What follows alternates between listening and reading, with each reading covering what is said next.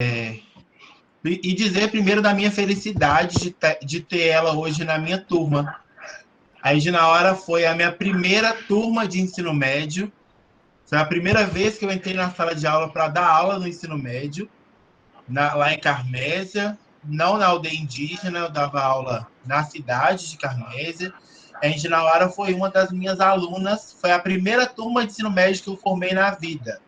Então, a história da Edinaura vai passar pela minha sempre, e ver aí ela ingressando em outros caminhos é muito gratificante para mim enquanto professor.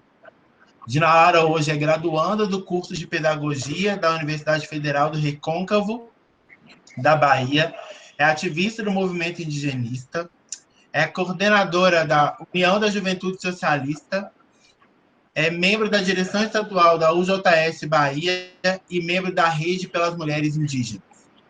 Dinara é indígena da etnia Pataxó, da cidade de Carmésia, moradora da aldeia Sede, da terra indígena Fazenda Guarani. Dinauara, esse é o quarto elemento de escola, é uma escola da rede privada de Contagem. Eu estou lá com eles desde 2018. E aí, como a gente combinou, esse momento é uma partilha sua para a gente sobre os modos de vida e como o povo indígena se relaciona com o ambiente. Depois a gente faz uma abertura para os meninos fazerem perguntas, e aí a gente constrói junto a conversa. E é isso, a fala está com você. Bom dia a todos e todas e todes. O Flávio já fez meio que toda a minha apresentação aí em si, né?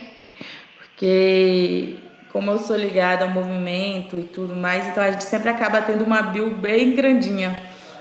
E isso faz com que a gente acaba ocupando os espaços e tendo voz pelos nossos em determinadas regiões, em determinados espaços, estados, e é assim que a gente vai trabalhando dia após dia. Como ele falou, eu fui aluna dele no meu ensino médio, isso já tem um tempinho bom, né? Foi em 2015, se eu não me engano, 2014, por aí. E nesse processo em que a gente vivia dividindo a escola indígena com a escola do município. Então, hoje, dentro da comunidade indígena, a gente já tem a escola que, de uma forma mais presente, em que ela trabalha tanto com a educação infantil, desde o ensino médio. Então, hoje, as nossas crianças, os nossos jovens, já saem diretamente da comunidade para a universidade. Hoje, fica a arcado do pai se ele quer deixar a criança estudando no município.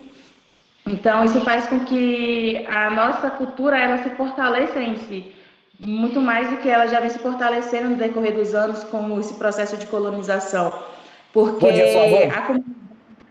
a comunidade ela é a nossa base, ela é a nossa maior força de conhecimento, é ela que vai ensinar para a gente como se deve andar lá fora, porque as nossas lideranças sempre falam com a gente, é um pé dentro e outro fora, porque principalmente porque o pé que está plantado dentro da aldeia, ele sempre vai carregar com você as tradições, as culturas, os cânticos, a força ancestral que os nossos naôs nos deixam. E quando a gente vai para fora, a gente também tem que conhecer um pouco desse mundo que vocês vivem, para que quando a gente puder retornar, auxiliar dentro da nossa comunidade, ajudando na construção da educação, na defesa dos direitos e entre diversas outras partes. Dentro da minha comunidade tem como liderança, no caso o nosso cacique se chama Mesaque, no português e na língua é Rup. O nosso vice-cacique é o Alexandre Pataxó, e eles são as duas pessoas que pode-se dizer que mais trabalham pela comunidade no contexto fora, né? Que buscam recursos, que buscam as questões dos direitos, e aí vem as outras lideranças que já são inferiores, né? No sentido de que não estão tanto lá fora, mas dentro da comunidade onde se liderança, porque elas trabalham dentro da comunidade, na construção do plantio de roças, na educação das crianças, nos desenvolvimentos que toda a comunidade vai ter, porque aqui se trabalha de uma forma coletiva, em que é o homem ajudando a mulher e a mulher ajudando o homem. Não tem essa de que a mulher é submissa ao homem.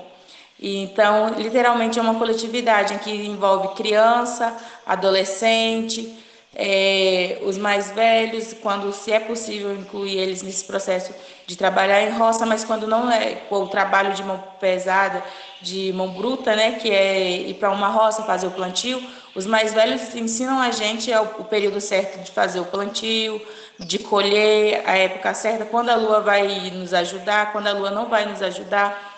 Então, todo mundo tem um processo de estar ajudando na construção dessa comunidade. Aqui dentro da minha comunidade, somos aproximadamente umas 40 famílias, em que todas fazem, hoje estão aqui, né, nesse território da aldeia sede.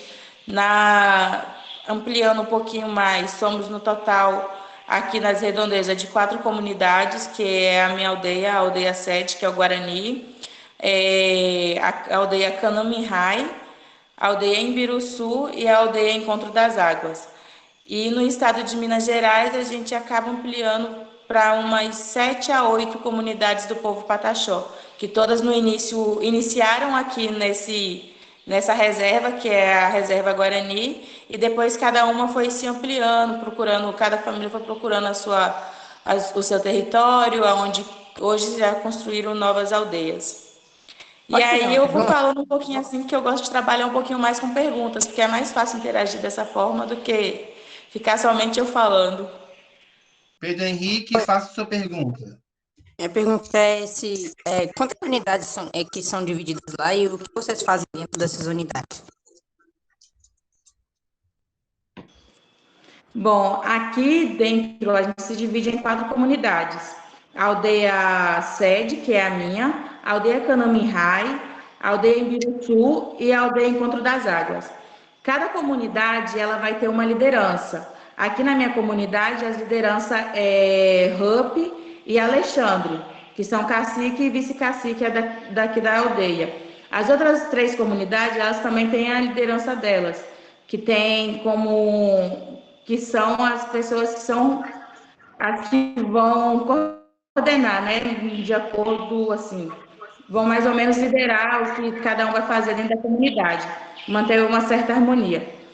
Só que o que acontece, eu não posso falar pelas outras comunidades, porque como cada uma tem a sua própria liderança, cada liderança vai ter um jeito diferente de coordenar dentro da sua comunidade, a forma como vai digitar os trabalhos, a forma que vai fazer essa divisão.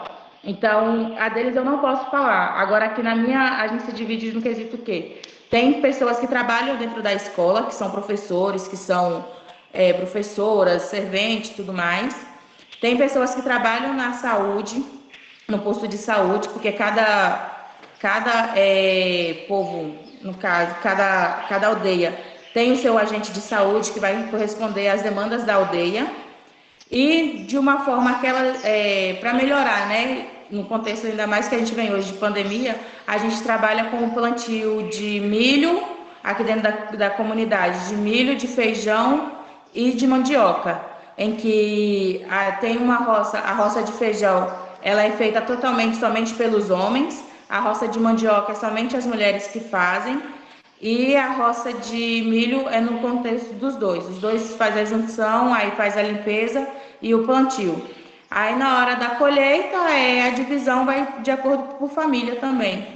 De acordo com o tanto que for tirado do plantio, faz a divisão por família, quantidade para cada família, e sempre deixando uma quantidade para poder fazer um novo plantio e uma quantidade para as festas do mês de abril, mais ou menos, que são quando a gente tem o Aue Heruê, Runhamisum, que é a nossa festa aqui da comunidade, e para outros momentos que nem o ritual da lua cheia, que toda lua cheia, em todo mês, acontece o ritual. Isso sem falar uns outros auês que a gente acaba fazendo no decorrer do mês aí e vai no final de semana. Deu para entender mais ou menos como é a dinâmica, bem? Deus, sim. Obrigada.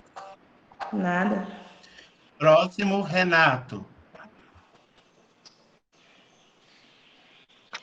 Flávio, qual foi aquela pergunta que você anotou da gente mesmo? Minha e a do Mar? Indy, uma pergunta que eles falaram que eles queriam saber é sobre as dificuldades que o território tem, né? Como esse território é afetado hoje, igual as queimadas no entorno da aldeia, como isso afeta o desenvolvimento da tradição da aldeia? Acho que essa pergunta foi até minha, né, Flávio? Ou foi a que eu Eu acho que perguntei foi dela mesmo, Flávio. Foi a Porque que a eu perguntei minha se do Mar eles foi eram da mais Isadora, seu áudio tá primitivos. dando eco. Calma, peraí. Flávio, a A minha próxima Tá me ouvindo pergunta agora? da Isadora é sobre comida. Depois eu vou voltar na questão da comida. Calma, gente. Tá Calma, dando vai pra me ouvir chegar. agora? Flávio, também tem as minhas perguntas, tá? Tem 2 perguntinhas minhas. Flávia, Então, a eu tinha minha feito uma foi pergunta que foi o Calma aí que eu não seguinte, eu entendi. Você me pensei... responder quem agora? A pergunta sobre a questão do território, como que foi? Porque Sim, todo eu fiz mundo uma falou pergunta junto. sobre questão de território. Por exemplo, eu Pronto. pensei muito em relação às notícias que eu vejo sobre a luta que vocês têm assim com o território de vocês, que normalmente ele é muito explorado e as pessoas Uhum. acham que aquilo não é de ninguém e eles acabam pegando e fazendo o que quiserem, até expulsando algumas comunidades. E eu queria saber se o que vocês fazem assim, para defender o território de vocês, se ele já foi ameaçado, se isso já comprometeu assim alguma pessoa da aldeia ou, sabe? Eu queria muito saber se vocês são mais primitivos também em relação a isso. Certo. Bom, aqui nesse território que a gente está hoje, a gente não tem tantos enfrentamentos de embates com pessoas que queiram invadir, no sentido de garimpeiros, assim, né, de querer invadir, de destruir aonde a gente está. Porque a terra ela já é demarcada pelo Estado há muito tempo. Então, quando a gente ingressou para cá, ela também já era do Estado.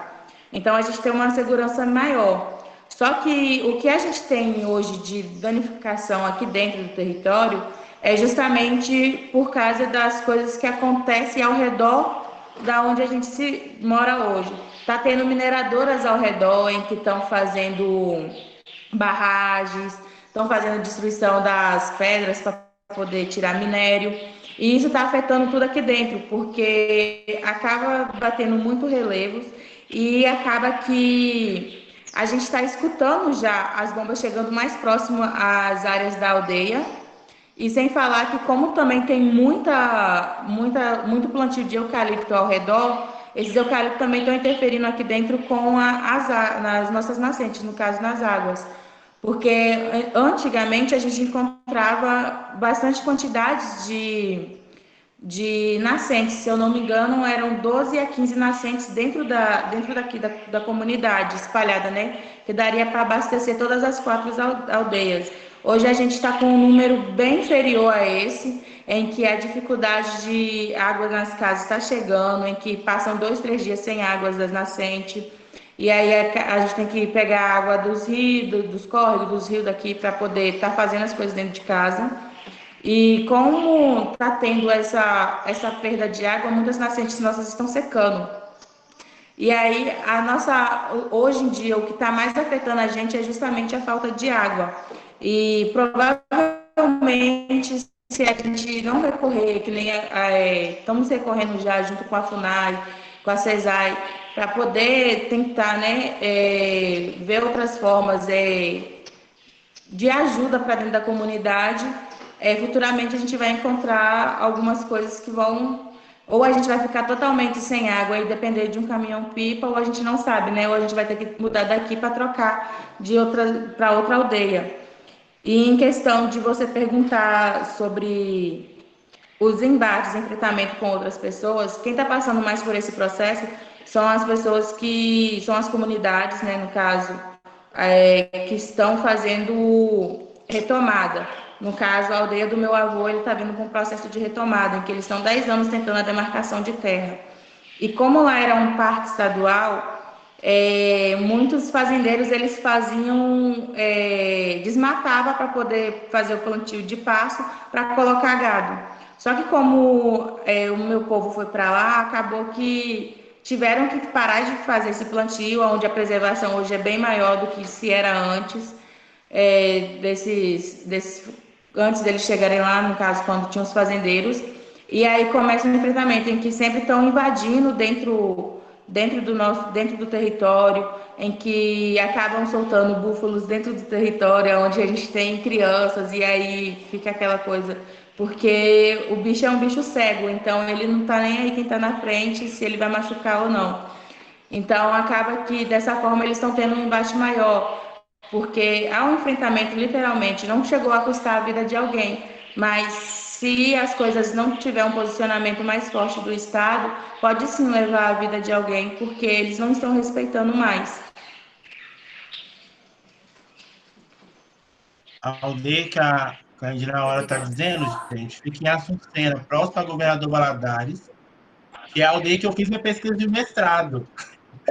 Gente, ó, Eu até falei com o Flávio, vem cá, né? Ele, vem, filha. Ô, Flávio, então, Flávio, Indira Hora, a não pergunta do fala da Renato pesca. é sobre a pesca. É sobre a Hum, pesca, né? A gente Na sabe que minha, o na minha Pataxó é um povo turma, que se alimentava prioritariamente da pesca, né? Em Barra Velha, enfim. E aí eu comentei com eles que em Carmésia os rios não passam dentro da aldeia. E aí, como hoje, qual que é o processo de como essa prática se tornou tradicional, né? Como essa prática tradicional acontece, sendo que dentro do território não tem lugar de pesca, efetivamente. né? Os corvinhos que tem aqui é somente para pegar os bichinhos pequenininhos só. Aí, só o tira-gosto, como diz os meninos. Mas para poder, né? Como já é o hábito mesmo de gostar do peixe, de ter, há algum tempo a gente começou a voltar com os tanques dentro da comunidade, em que são reservatórios de criação de peixe, né? Antigamente, lá quando eu estava no ensino fundamental, a gente sempre participava aqui com a escola, em que via o pessoal fazendo a retirada dos peixes dos tanques, justamente porque a gente não tem um rio.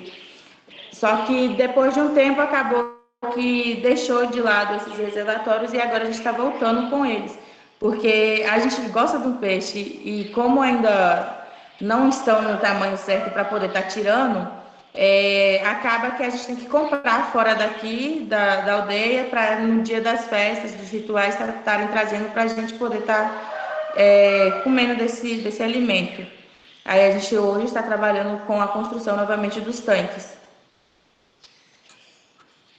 Guilherme, Gui Gomes, obrigado. ô Flávio, deixa eu fazer uma pergunta. Obrigado, Indy na hora. pode. Eu tinha Por pedido. nada. Ô, Gui, deixa a Sofia fazer primeiro, porque vou equiparar homens e mulheres. Vai lá, Sofia. Primeiramente, bom dia. Eu queria.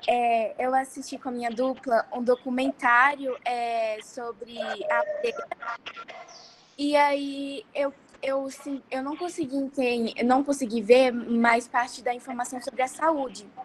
Então, eu queria te perguntar se vocês recebem algum apoio, se vocês estão recebendo algum apoio na pandemia do governo na questão da saúde, na questão de prevenção, de como que está acontecendo, e também fora da pandemia, como é a questão da saúde? Bom dia. Ótima pergunta, viu? Então, durante esse processo de pandemia, a gente vem recebendo bastante ajudas, tanto da DICEI, que trabalha com a gente aqui, da FUNAI, da CASAI, que são órgãos que estão auxiliando dentro das comunidades. A gente está recebendo, no caso, recebe cesta básicas, vêm as pessoas para fazer o teste também da Covid aqui dentro das comunidades, para poder evitar justamente essa questão, se tiver um, porque dentro da comunidade é assim, todo mundo está na casa de todo mundo está caminhando na rua, com o mais velho, com todo mundo. Então, se der, no caso de aparecer um caso, é preocupante, porque possa ser que a aldeia toda se contamine. Então, acabam que estão fazendo esses testes. Aqui dentro tem os agentes de saúde também daqui do município que também auxiliam. Então, de uma certa forma, com a pandemia, a gente está recebendo muito mais auxílios do que recebia antes. No caso, a DICEI, ela sempre ajudou bastante. Só que tem algumas falhas também, não adianta a gente querer romantizar as coisas, sendo que não é assim. Muitas das vezes ela ajuda, claramente, que também se não fosse ela, muitas coisas dentro da aldeia não andariam, não ajudariam na questão da saúde nem nada. Mas tem muitos outros setores em que acabam sendo falhos. E isso acaba prejudicando também, porque às vezes a assistência que a minha comunidade tem, uma outra não tem. E aí fica difícil falar, porque a gente sabe que durante o processo de pandemia eles estão se desdobrando para fazer as coisas andarem e deixar a gente em segurança, mas fora disso, quando passa, eles acabam deixando um pouco de lado, e aí, se não for ficar no pé através de protestos e de outras coisas, as coisas também não costumam andar. Eu entendi tudo. E só para completar, então, você sente. Ai, calma, pera, eu tô um pouco nervosa, desculpa. Mas você sente falta de alguma outra coisa que você acha que o governo poderia te dar mais apoio, assim? Tem muita coisa, tipo, principalmente a questão do território mesmo, né? É, Porque tem coisas que eles poderiam estar fazendo, que é a questão de ajudar no reflorestamento, e se a gente não for correr atrás de fazer projetos para conseguir mudas de árvore para estar plantando, acaba sendo que a gente não vai ter o reflorestamento total da nossa mata. E a gente vem passando por processo de sempre estar com queimadas, não é pelas pessoas da comunidade, mas por pessoas que acabam ficando na nossa redondeza, e aí o fogo acaba passando e atinge dentro da nossa comunidade. Então, nos últimos anos, a gente já sofreu várias queimadas em que a gente estava acabando, da última mesmo agora, do ano passado. A nossa aldeia com bastante porcentagem de reflorestamento, os animais produzindo e tudo mais, voltando a caminhar dentro perto assim, né, da comunidade, a gente vendo pegadas deles na estrada aqui, e agora com a queimada sumiu tudo novamente. Então, esse processo de reflorestamento não deveria também partir tanto da gente, mas o Estado em si ele também deveria estar auxiliando com a ajuda de mudas, de várias outras coisas que possam estar fazendo essa preservação. E principalmente das nascentes, em que é a gente que acaba comprando pedaços de pau para poder colocar nas nascentes, para não deixar gado passar. E também eles deveriam estar fazendo uma supervisão maior em relação aos gados que entram dentro da comunidade. Porque às vezes nem é somente os gados daqui, do pessoal da aldeia, mas tem pessoas de fora que acabam usando do espaço do indígena para colocar um gado que não é e prejudicando a gente. eu entendi. Muito obrigada. Por nada. Gente, eu vou fazer só uma invertida. Tem vários alunos inscritos. Carol, Mari. Eu vou chamar a Proaline, que foi a primeira professora a se inscrever. Depois a gente volta para os alunos. Vai, Pro. Olá, bom dia. Obrigada pela Olá. presença. Na verdade, a minha pergunta é a mesma da Cíntia, assim, mas pode fazer mais de uma pergunta? Que eu queria que você falasse um Claro. pouquinho sobre isso, de se existe hoje o ensino das línguas originárias da comunidade para as crianças, né? Como que acontece isso? Se há uma preocupação da manutenção da língua indígena, né? Porque a língua portuguesa é a língua colonizadora, e é fundamental que vocês falem ela, mas se há essa preocupação da sobrevivência da língua, né? Do quanto que essa língua traz, que ela reflete os valores da comunidade. Então, como que funciona essa relação com a língua de vocês? Queria que você falasse sobre AOAs, não sei se é mais de uma língua, se for quais são. Teve um momento que você estava falando das festas, que você falou assim, outros auês. Foi essa hora que acendeu a luzinha que eu pensei, olha, auê possivelmente é uma palavra de origem indígena e eu não sabia. Né? Que a gente fala, vamos fazer um auê, esse auê, tem música que fala desse auê, né? Eu não sabia que era, e possivelmente é, né, de origem indígena. E paralelo a isso, para além da relação com o território, que eu acho que é uma das questões emergentes, assim, né, você até agora tem trazido muito isso, a questão da relação com a natureza e com o natural, como que é isso? porque eu vejo aqui a gente tem muito isso de, nossa, eu tô precisando ir para a natureza, como se a natureza não estivesse em nós, como se nós não fizéssemos parte. Eu acho que a civilização traz muito isso para a gente. Como que é isso na aldeia, na comunidade?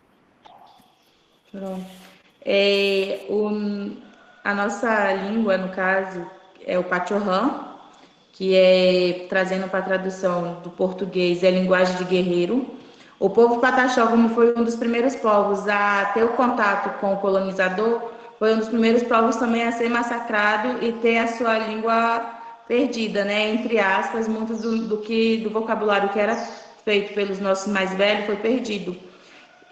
Hoje a gente está passando por um processo de é, resgate dessa língua, literalmente. Só que a gente traz muito dela também através dos cânticos, que tem cânticos que foram passados pelos nossos mais velhos.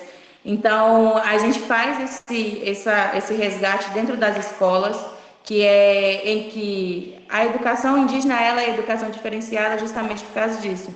Porque ela tem o contato com a natureza, porque ela tem principalmente a ideologia de manter as tradições do povo, que é o ensinamento do grafismo indígena, que é o ensinamento da língua, que é todas essas questões que realmente traz o nosso povo. E aí, para complementar esse currículo, que vem as questões de fora.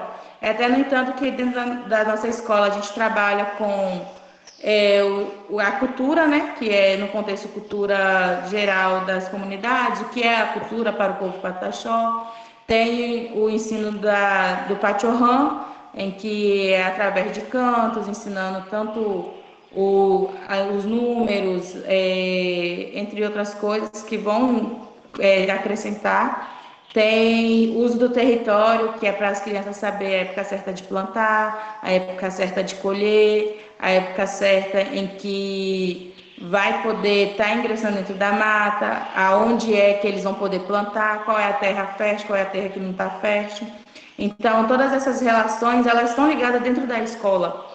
Não é porque a gente vem colocar a instituição que a gente vai deixar de lado o que é a nossa cultura.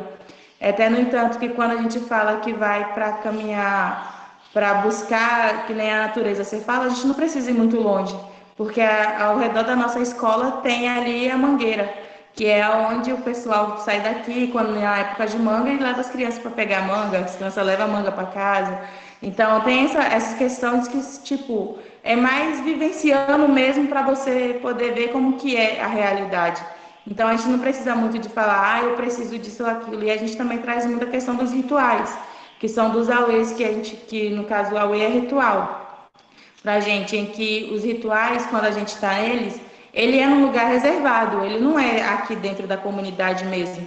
Ele tem o nosso espaço certo para ele acontecer, aonde vai ser que está toda a comunidade lá, onde passamos o dia, em que tem um almoço, tem um jantar, tem um caldo, alguma coisa a gente faz lá. E aí tem a questão, alguns dão uma mandioca, outros dão um milho, e aí a comunidade em si toda vai para lá. Então, o nosso contato é diário, tanto aqui na comunidade quanto nesse espaço que também não é. E até, no entanto, quando você olha ao redor dele, ele é todo coberto por mata mesmo.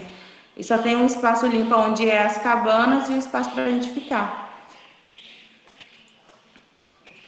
Antes de eu passar para os meninos, eu só quero fazer uma colaboração. O Sinaré, lá da aldeia do Baiara, diz uma frase, eu peguei isso na hora que ela falou. Quando eu perguntei para ele o que ele pensava de natureza, ele me respondeu a seguinte frase: a natureza é tudo para o povo pataxó. Sem natureza não tem como viver. Ou sem terra, prioritariamente, né? Porque é da natureza e da terra que a gente sobrevive. Então, nós pataxós fazemos de tudo para preservar a natureza. É dela que a gente e todos os nossos tiram o seu próprio sustento. E aí, o alimentar. O alimentar desse espírito também é parte da natureza, né? E assim, a escola indígena do território de Mauara são agraciados, né, gente? Ao lado da escola tem uma cachoeira. Uma cachoeira que passa do lado da escola. Então, as aulas de ciências são muito mais legais. Enfim, vamos lá. Gui Gomes, vocês têm uma pergunta. Eu posso fazer uma pergunta? Gui? O nono? É a Mandei Carol. no chat. A Carol é antes. Vai, Carol. Na A verdade, Carol é antes. Já chamei. eu tenho duas perguntas. A primeira Dona Lara, muito obrigada pelo espaço primeiro. E eu queria também perguntar. Tá muito baixo, Carol. Repete. Tá Escreve no chat, travando tá muito o muito áudio baixo, dela Carol. também. Tá bom, peraí que eu vou desligar o microfone e ligar de novo. Ou digita lá no chat pra gente. Enquanto a Carol volta, vai lá, Gui.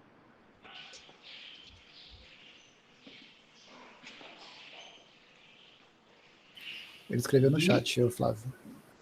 O Gui tá perguntando no chat. Minha pergunta era se houve uma conservação uma preservação.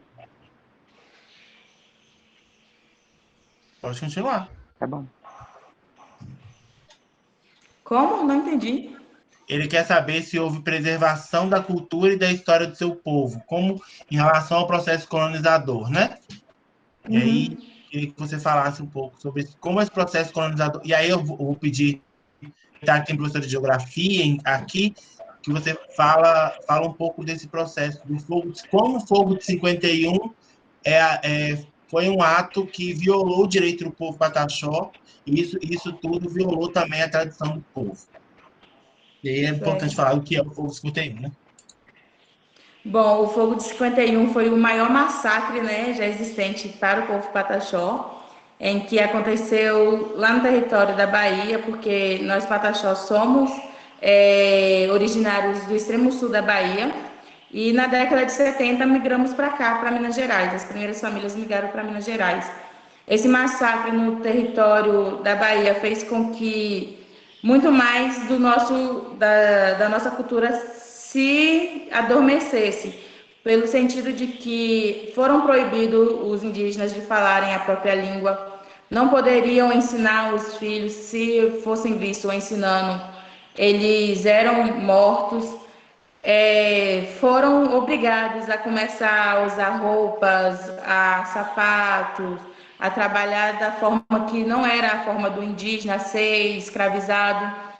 Então, isso se baseia no Fogo de 51.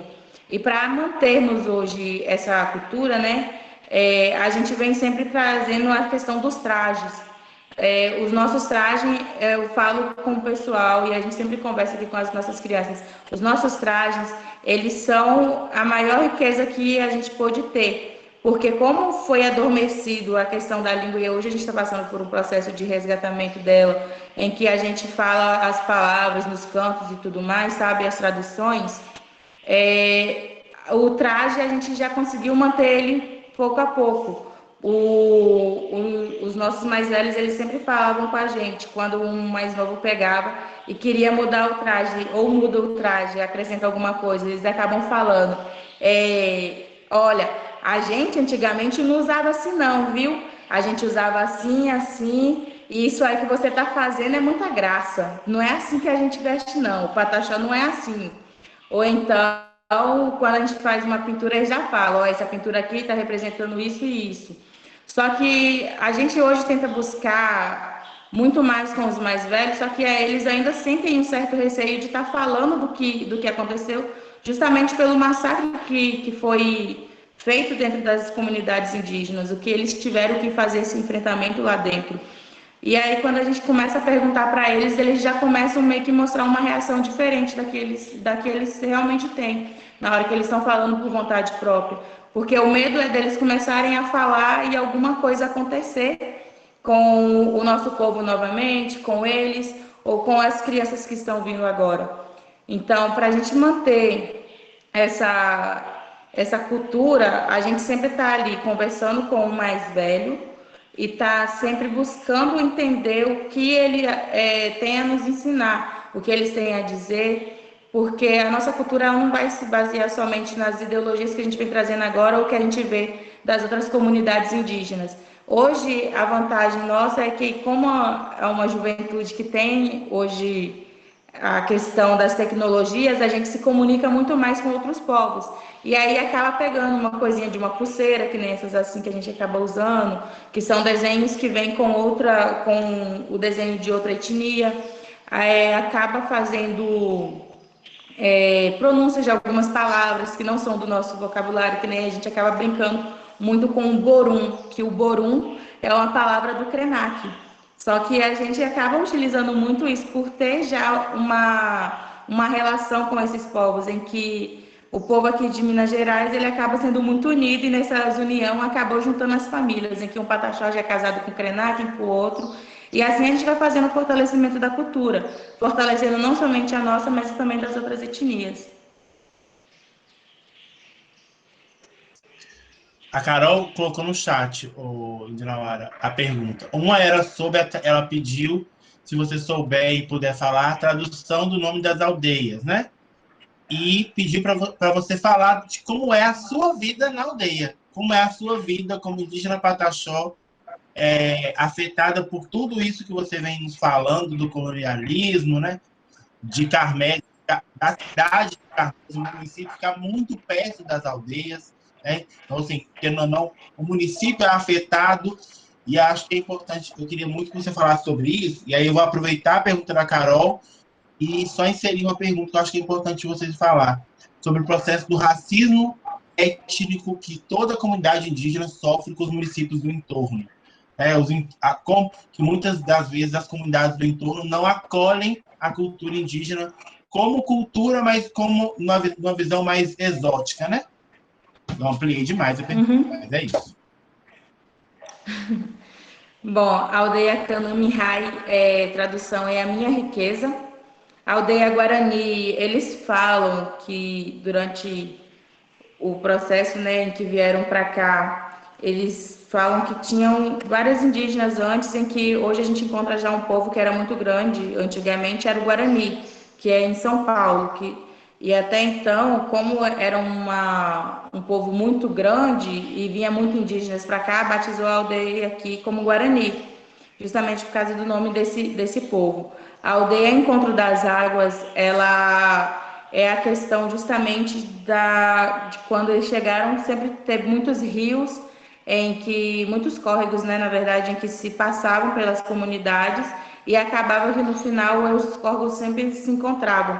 E tem a questão das nascentes, por mais que as nascentes sejam separadas, sempre ainda há uma união entre elas, então é a questão da aldeia Encontro das Águas. Agora, a do Imbiruçu eu não sei muito dizer, eu acho que o Flávio ele pode falar mais, porque o Flávio viveu dentro do Imbiruçu, né, conviveu com eles lá e tudo mais. Porque o Imbiruçu a gente tem um contato, mas ainda é um pouco mais assim, cada um é outro cara. E a questão do que o Flávio perguntou, né, em relação à minha vida aqui dentro, hoje eu falo que eu tenho duas vidas, porque quando eu estou aqui dentro da aldeia eu vivo de uma forma, porque eu estou muito mais perto dos meus, e o que eles trazem de rituais e tudo, eu tenho essa participação. Então, dessa forma, para mim é muito mais gratificante, às vezes, estar aqui dentro, porque é uma coisa que ela fortalece o nosso ser, ela fortalece a espiritualidade, ela fortalece tudo que a gente tem dentro. Daqui, com o contato com as matas, com as águas, com os cânticos e tudo mais. Então, de uma certa forma, estar dentro da aldeia é mais prazeroso do que estar lá fora. Lá fora, o embate de vida é totalmente diferente, porque é literalmente cada um por si. E aqui dentro, não. Aqui dentro é um ajudando o outro. Se você cair, vai ter um ali que vai pegar, a sua mão vai te levantar. Não somente um, mas a comunidade, porque é um coletivo. Então, se você estiver mal, o seu coletivo, ele vai te levantar. E lá fora, a gente não trabalha muito assim. Lá fora, acabei vendo que as pessoas são, querendo ou não, um pouco egoístas. Tem um pensamento meio egoísta, em que é muito o eu, e esquece do próximo. E isso acaba afetando um pouco a gente. E na forma colonizadora, o ruim é somente essas questões, em que querem impor a gente a viver uma vida que não era a nossa, mas que ao mesmo tempo em que vivemos essa vida nos criticam pelo uso de um celular, pelo uso de uma rede social, e entre essas outras coisas.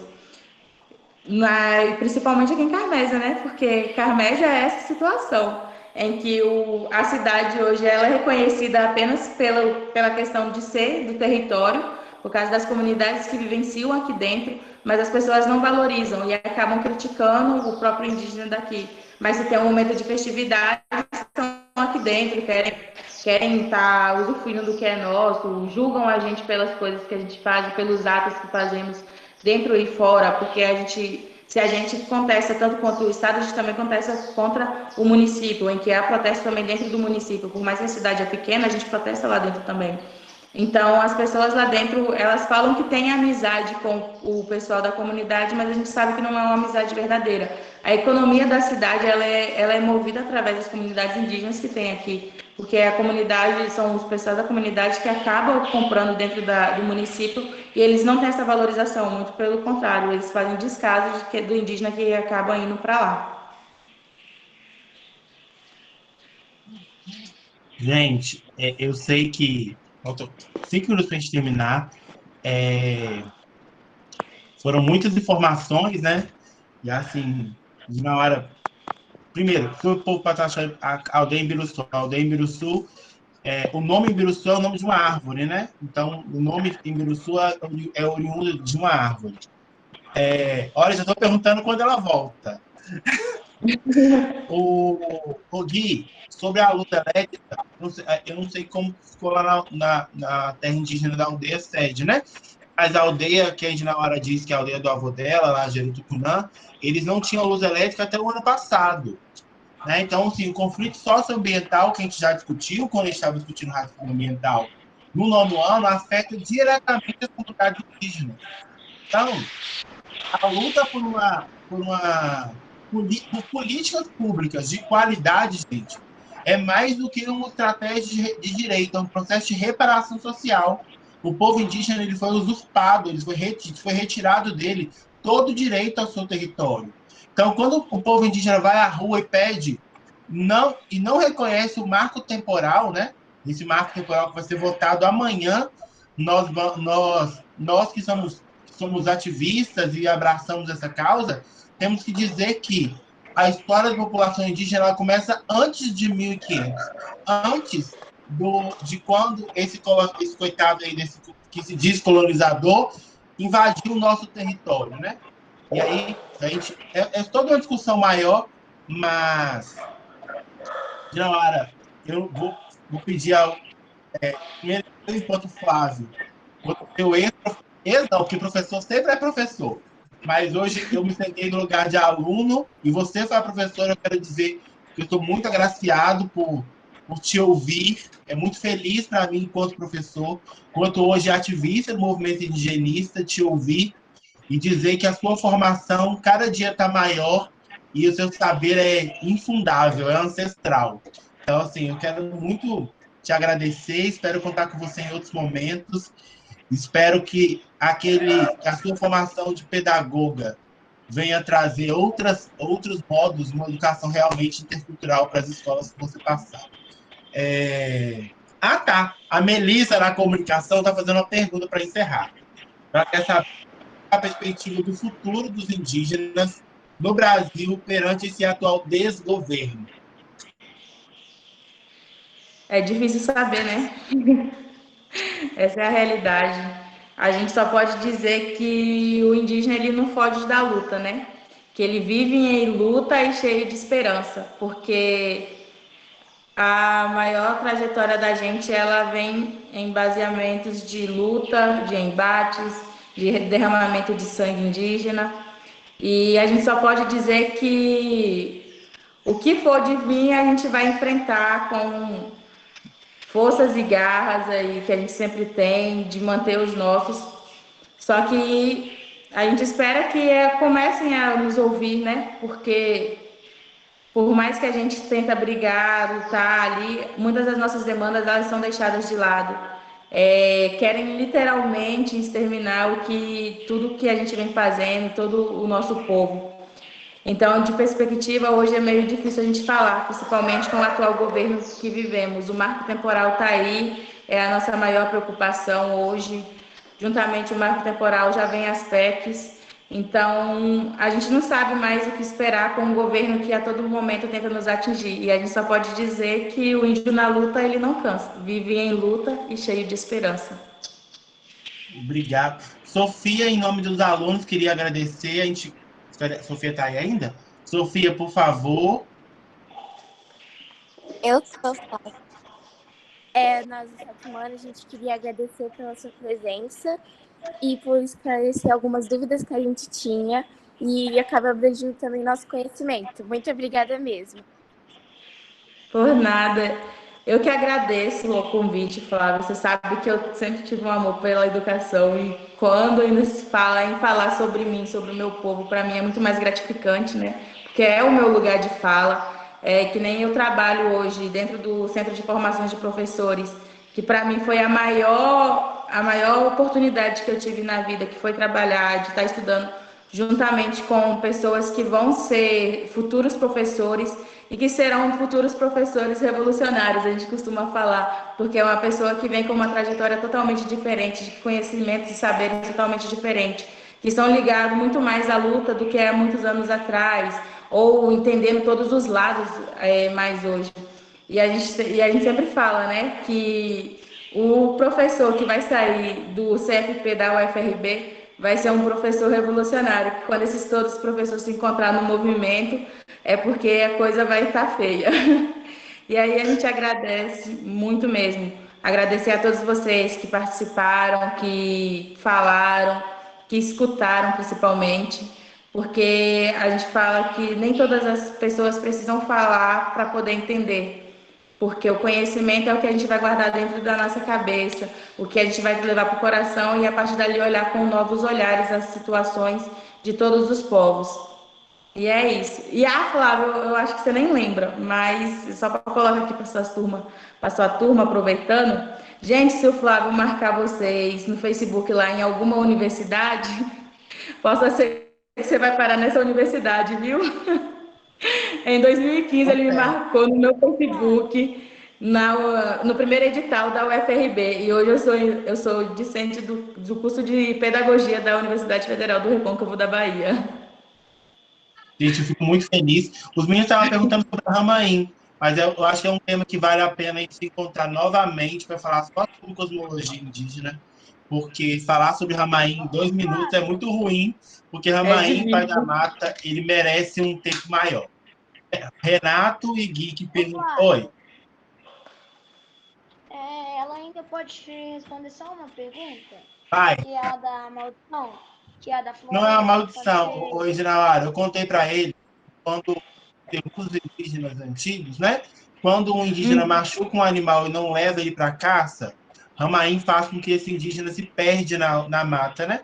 E aí eles estão perguntando se algum dia essa pessoa pode sair, entre aspas, dessa maldição, desse castigo de Ramain. Era só para finalizar.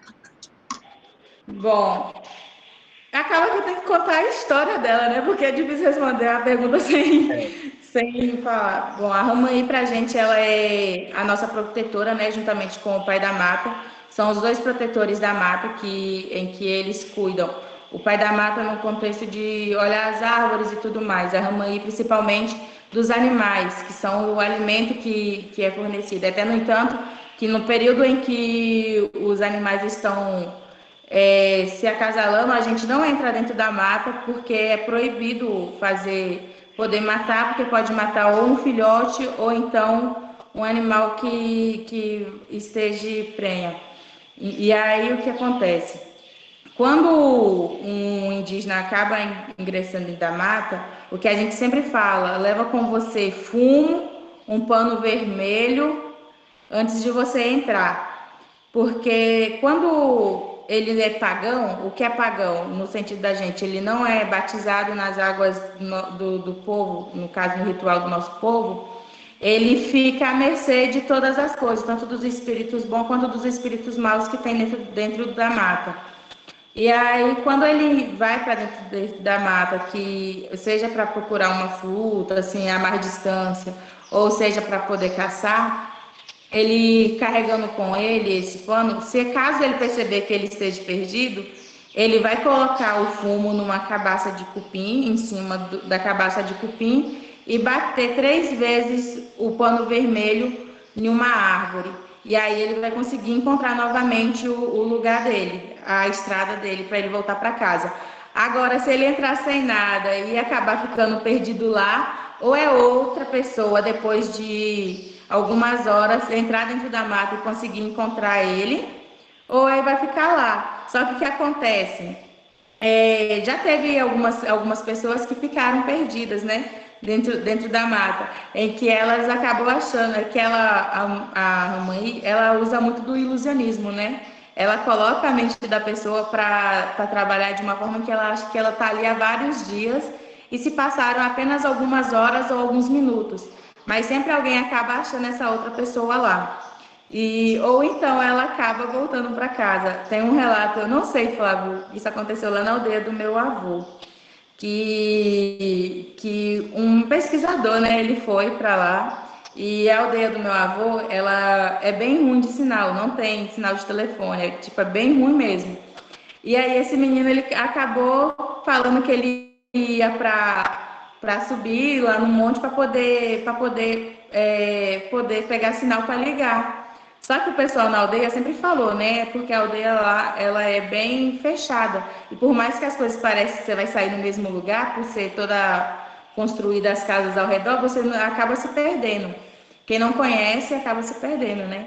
E aí os meninos sempre falou, olha, quando você sair, você sempre chama alguém da comunidade para estar indo com você, porque os meninos da comunidade sabem as palavras certas de falar, sabem o que deve se fazer. E ele nesse dia resolveu ir sozinho, achou que foi uma vez com os meninos, resolveu ir sozinho. Só que quando ele estava indo, ele acabou se perdendo. E aí ele rodou, e no final ele parou sentado na cabaça de cupim. Só que aí, depois que os cupim começou a picar ele, que ele veio encontrar o lugar de volta para casa. Ele chegou, ele saiu, era umas 10 horas da manhã, foi chegar em casa já 3 horas da tarde. Depois o pessoal começar a procurar ele. Então, a gente sempre fala que se você não conhece ou não tem um certo contato com o território, não faça certas coisas. Mas a questão do poder sair, ele acaba sempre saindo. Se for de ficar lá, acaba sendo quem vai ficar é uma criança, que ela tem muito apego por criança. Então, como é uma figura de mãe, né? Ela quer ter aquela criança para ela. Então, a gente sempre fala que as crianças, a gente sempre está brincando com as crianças perto da mata, andando, mas sempre com 2 olhares a mais do que já temos. Porque a criança, para ela carregar, é mais fácil e é difícil, e vai ser difícil para a gente conseguir encontrar a criança.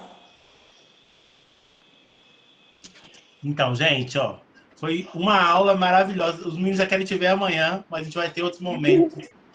Vamos pensar em informações mais de contato maior. Gente, obrigado, galerinha, vocês estão liberados. Indinauara, muito, muito, muito parabéns. E a gente vai se falando, viu? Tá Beijo. bom, Tom. Eu que agradeço.